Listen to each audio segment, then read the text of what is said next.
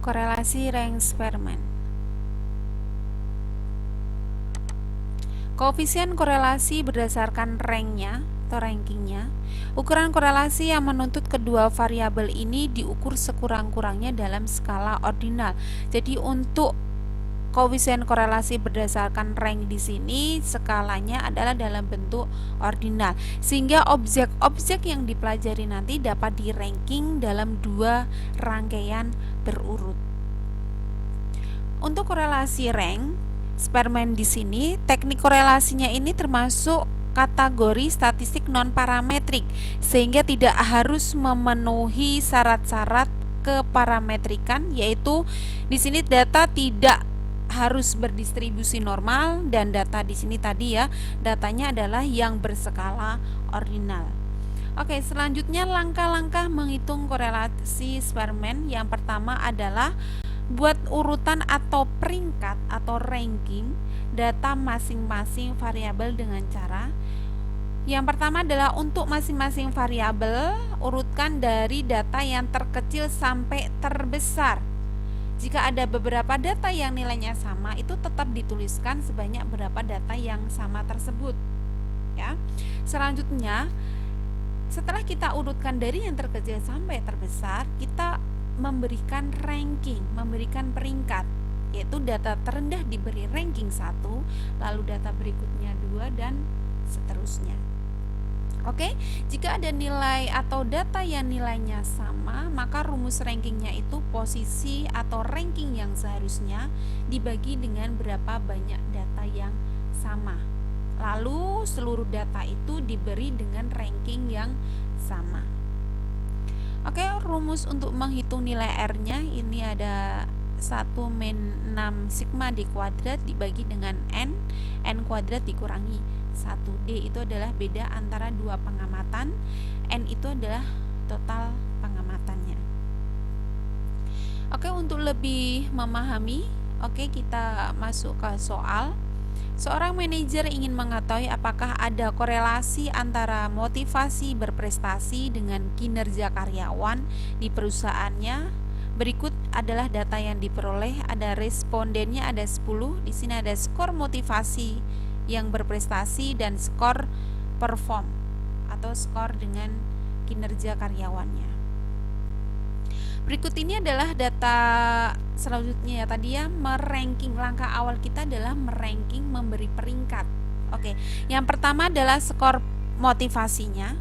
Oke, skornya ada 2, 3, 4, 5, 6, 6, 7, 7, 8, 9. Jadi di sini skor 6 itu ada 2, tetap ditulis ada 2, 7 juga ada 2. Oke, kita memberikan ranking 2, ranking skor 2, paling kecil itu 1, kita sudah mengurutkan dari yang terkecil sampai terbesar ya. Ranking 1 itu 2, ranking 2, ranking 3, ranking 4. Di sini ada nilai 6-nya itu ada 2 ya.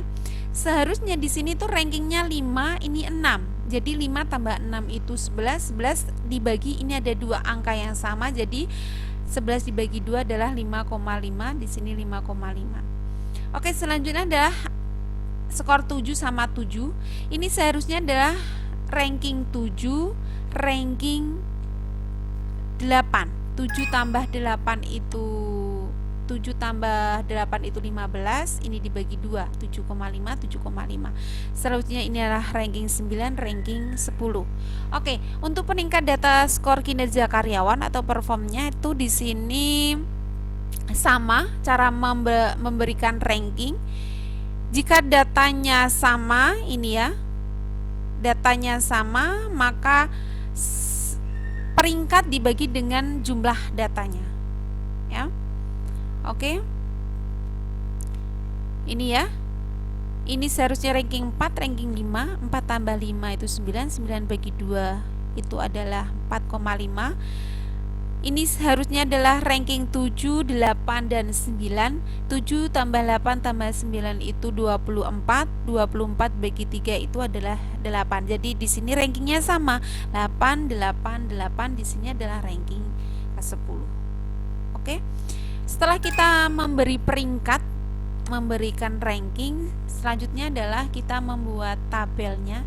X Y, ini X, ini Y, ranking X, ranking Y. D itu adalah ranking X dikurangi ranking Y. D ini adalah dikuadratkan, ya, di sini didapatkan adalah angka 7, ya. Rumusnya kita masukkan di sini dan kita dapatkan nilai korelasinya adalah sebesar 0,96, hampir mendekati 1 untuk korelasinya. Oke, untuk hipotesisnya, tidak terdapat hubungan yang signifikan antara motivasi berprestasi dengan kinerja karyawan. Hal alternatifnya, terdapat hubungan yang signifikan antara motivasi berprestasi dengan kinerja karyawan. Setelah itu Anda bisa menghitung R, melihat R hitung sama R tabelnya. Apakah R hitung itu lebih besar dari R tabel, atau sebaliknya R hitung apakah kurang dari R tabel. Tetapi jika R hitung itu lebih besar dari R tabel, maka H0 ditolak. Kalau H0 ditolak, artinya terdapat hubungan yang signifikan antara motivasi berprestasi dengan kinerja karyawan. Oke, tugas Anda seperti biasa menyimpulkan apakah terdapat hubungan yang signifikan antara motivasi berprestasi dengan kinerja karyawan dengan membandingkan R hitung dengan R tabel. R hitungnya tadi kita sudah mendapatkan sebesar 0,96. Anda bisa membandingkan dengan R